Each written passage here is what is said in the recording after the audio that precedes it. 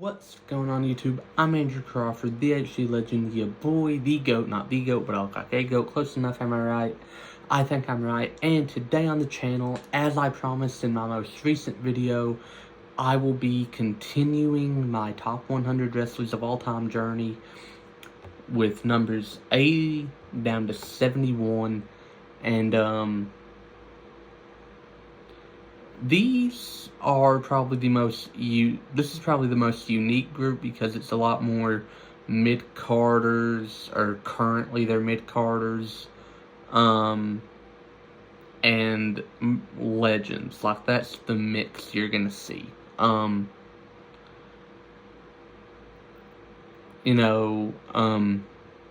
These guys have all had an impact on my fandom, not to the degree of the people that rank above them, and this is probably the only list where, like, I would say the majority would probably get moved down if I actually ordered this, aside from the top 20 that is accurately in order for me, but everything else is kind of just there. These are just in no order my top 100 favorites. Again, until we get to the top 20, that's my, like, list. But a lot of these guys would probably be moved, like, to the 199 area rather than being moved up closer to, like, the other portion of the list. Wanted to get that out of the way. Let's get into it. Number 80, Sting. Sting is one of the wrestlers that if I reorganized, reordered, and redid this list, he would be a lot closer to the top half, the top portion, around my top 20, but not in my top 20. Like, if I was to sit down, take these 80 guys that are on my top 100 that aren't my official top 20 and reorganize, he would be in the upper half. But alas, I'm not going to do all of that, but this is in no order my top 80, but my top 20 is my top 20. Sting, the biggest portion of why I love Sting so much is the face paint. These wrestlers that wear the crazy face paint, they've always meant something to me. The Great Muta, Jeff Hardy, Sting, Ultimate Warrior, all those guys, I'm just like, that's awesome. Like, when you have people in the crowd painting their face like you just because, like, you've inspired them, but the thing that separates Sting from the Ultimate Warrior, who is actually on this portion of the list, the in-ring ability. Like, nah, Sting can't match the Ultimate Warrior's charisma. There are not many people who can. But he can go toe-to-toe with anyone in the ring. And in his prime, Sting could get a good match out of a broomstick, probably. He could get, like, a 5-star match out of a broomstick. He got great matches out of Kevin Nash. Not many people do that. But Sting.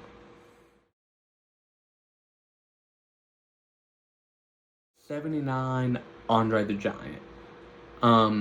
Andre, unfortunately, as I said in the opening of my, in the opening section where I introduced the video, he unfortunately falls under the category of I'd probably move him closer to 199 than anywhere near the upper half of my list.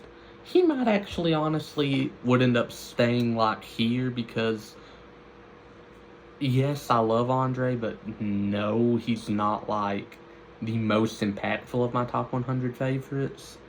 In terms of what he means a lot to the bigger guys. He means a lot to, like, the Big Show, Taker, Kevin Nash, those guys. Luke Harper, eventually Braun Strowman. I'm sure he does. Look at him. He was the big man. For the longest time, he was what a big man was viewed in wrestling, I can't say that he'd be near, like, let's look at a wrestler. I can't say he'd be up near Shawn Michaels in terms of my favorites, but he's definitely no slouch. He's definitely one wrestler that I do greatly admire. Just because, even with him, like, slowly dying and being in poor health, he still went out there and had matches. Granted, they were squash matches and he didn't do much, but still he loved it so much that he was around it and in it for so long, and that speaks volumes about the kind of man he was, the kind of work ethic he had. So, Andre the Giant.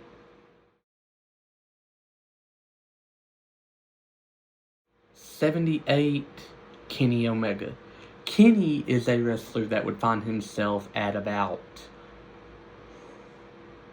right in the top half of my list. He would be in the 40s if I went and just, this is my top 100 in order. Kenny is everything a pro wrestler should be. In the ring, he can go. Can he cut a promo? Yep.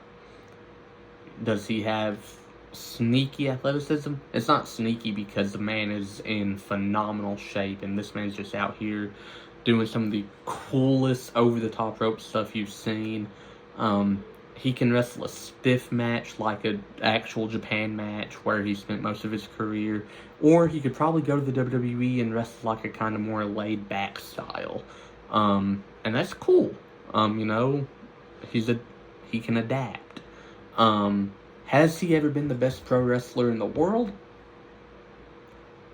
No. Every year he has been in the running for being the best wrestler in the world, another guy stepped up. In 2018, the best year you could argue, Seth Rollins went on that amazing mid-card run where he put on some of the best matches, cut some of the best promos, and had some of the best work of his career.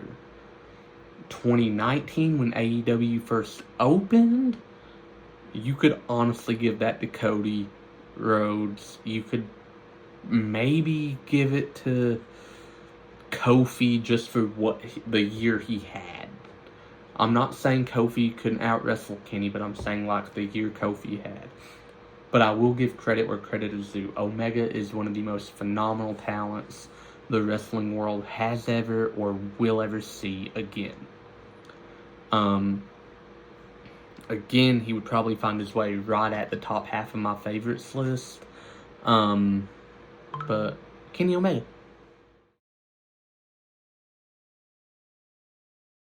Number 77, The Ultimate Warrior.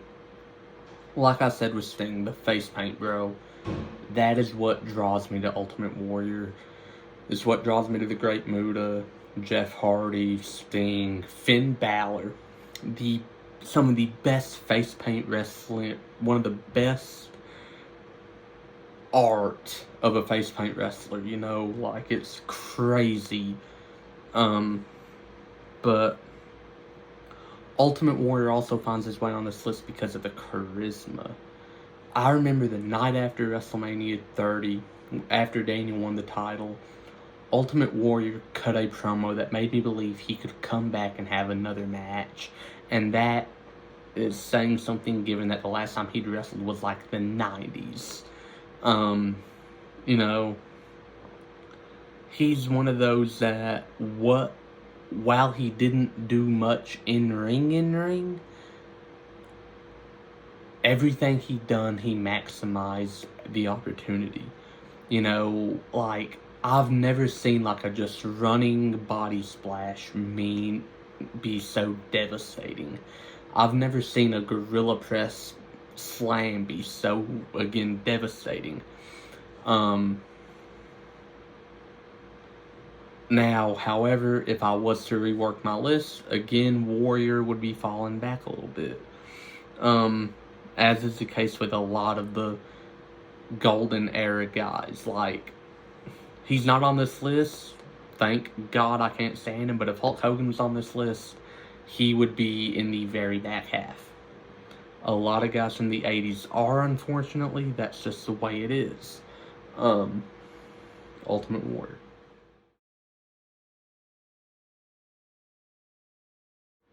Number 76, Shelton Benjamin. You want the true definition of never given a fair shot. Look at Shelton Benjamin.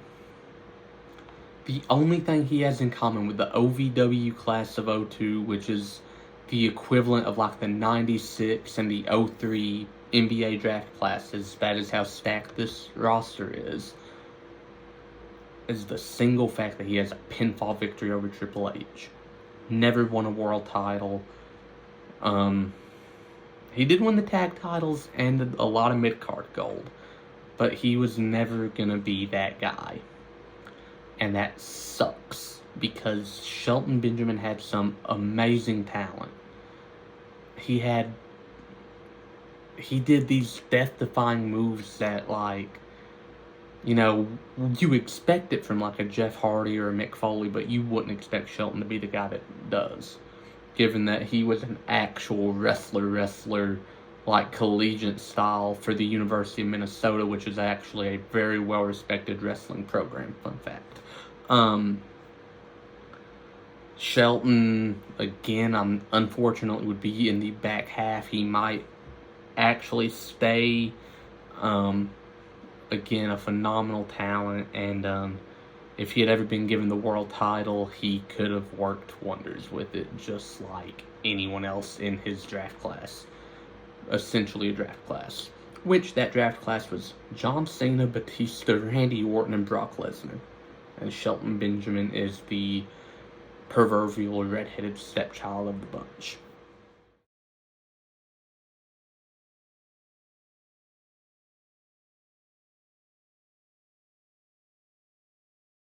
'76, the Ring General Gunther. Gunther has been at wrestling for a very short period of time. He's been in the WWE for a very short period of time. But in his time, he has been a champion for, no joke, 75% of his time in the WWE. He was a UK champion for, I think he's just now been passed by Roman. He was NXT UK champion, let me make sure I clarify. And he's been Intercontinental champion now longer than any pro wrestler ever, beating the Honky Tonk Man's record. And honestly, there's not really an end in sight. Like, yeah, Chad Gable's probably the end game for it, but don't know, you know? Again, Gunther is a bigger guy, but he is a great work rate guy. You know, the matches he's put on as champion, that match with Sheamus at Clash at the Castle last year, the match at Mania a few months back with Drew and Sheamus, the match at SummerSlam, the matches with Gable, all of them are so good. You know, his match with Pete Dunne and Tyler Bate for the UK titles, blah, blah, blah. You know, like, if I was sitting here talking about Gunther, I could probably make a 20-minute video about how great he is. I'm not going to do that. Again, unfortunately, though, he would find his way in the back half, as I do kind of find his promos a little boring, because he just ends up going off on rants about how no one's as good as him, and that's all his promos are. If there is more substance, cool, but he's never really had a promo of substance, and that's the one thing I think he lacks.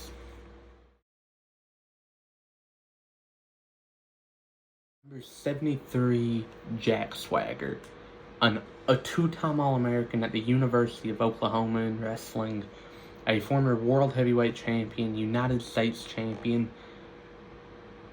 and currently in AEW, a very solid MMA record. With Jack Swagger, the only thing holding him back, again, it was like one thing. He can't cut a promo. Like, that is the one thing that holds so many greats back. And it sucks. It makes me so mad for these guys.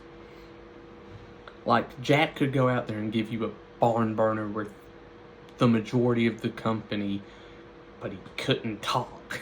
He was so bad on the mic. At one point, his whole thing was he had a lisp. That's what drove the feud with him and Christian. Speaking of which, Backlash '09, opener of the show, Christian and Jack Swagger, they tore it the frick up. And if it wasn't for that last man standing match, it'd be the best match on the card. And the I Quit match. That I Quit match with Jeff and Matt was great too. But Jack and Christian wrestled a top 3 match on the pay-per-view after WrestleMania. That's actually a really big deal whenever you think about it. But, again, Jack would probably find his way. He'd probably stay stagnant, actually. I feel like 73. Yeah, Jack. This is probably where Jack would be.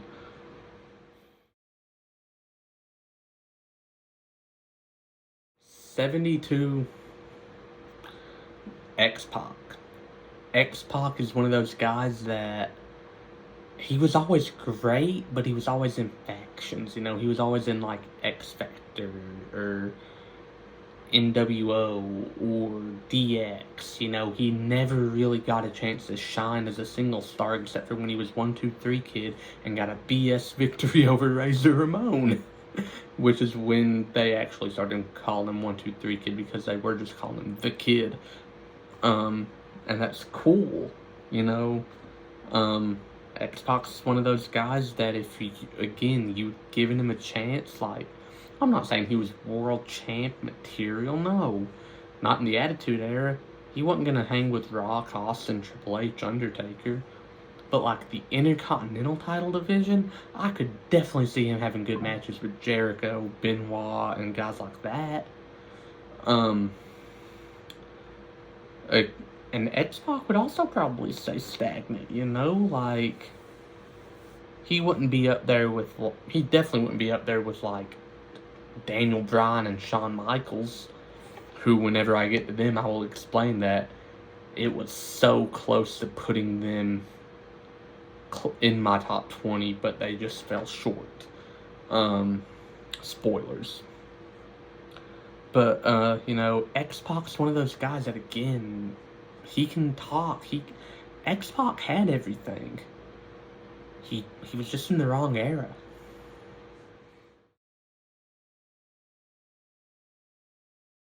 Number 71, Keith Lee. Keith Lee is a big man that defies the laws of physics. This man is 6'2", 320 pounds. Like, he is severely overweight, yes. Yet that's horrible of me to say, but it's true. So there's that. But then you tap on with the fact that this man moves like a cruiserweight. This man can outright do moonsaults and just suicide dives and so many things that make him so agile. It's terrifying. This man can do a standing drop kick almost as pretty as Randy Orton's. And that's saying something, because Randy Orton delivers one of the best standing drop kicks of all time. And Keith Lee was a guy that when he got called, Keith suffered from a lot of NXT guys. Got called up to the main roster, got ruined, got released. It's a sad pattern. Not the getting released part, like, but getting called up and getting ruined, huge thing on the main roster with NXT guys. But on NXT, that's where you really saw how good he was and how good he could be. Those matches with Dominik Dijakovic, Dominik Dijakovic, are some of the best big man on big man matches ever. And I'll stand by that. He should have done more. He should have been put in a feud with Roman. That is how good he is. He could be brought back right now, feud with Roman, and it would sell like crazy. Keith Lee is that good. And that's the video. Did you like it? Did you love it? Did you hate it? Don't forget to tell me about it in the comments below. Don't forget to like, share, and subscribe. I'm Andrew Crawford. Stay tuned next time for 70 to 61.